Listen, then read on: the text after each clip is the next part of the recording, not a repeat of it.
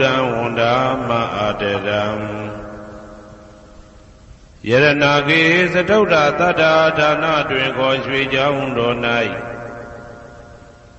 သမတံတံ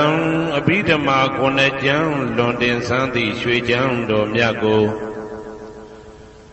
သာဝေညုတာဗုဒ္ဓတဖြင့်ခုနှစ်ပတ်လုံးမပြတ်သုံးသတ်တော်မူပါဗေဒသောဒေဝတံကေမေတော်မိနာတာအမှုတာ၍ခါစားရောက်လာတောင်းစကဝါမနတ်မြမာပေါင်းသူတော်ကောင်းတို့ကိုအနန္တနယပဋ္ဌာနံအဘိဓမ္မာခုနှစ်ကျမ်းအဝင်ပါမဟာပကရဏတွင်ခေါ်အနန္တနယပဋ္ဌာန်းကျမ်းတော်ကြီးကိုသူရေတကံနတ်တို့နေယဝတိတမဗန္ဓုကပလာများကြောက်ပြ၌ဝါတွင်3 လခသမယဝေမြေအထုပ်ဘောဟောကြားတော်မူပါဗေ